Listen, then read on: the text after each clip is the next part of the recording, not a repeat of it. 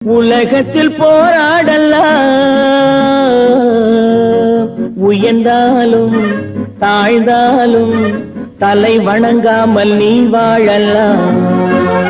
உன்னை அறிந்தால் நீ உன்னை அறிந்தால் உலகத்தில் போராடலாம், உயர்ந்தாலும் தாழ்ந்தாலும் தலை வணங்காமல் நீ வாழலாம்.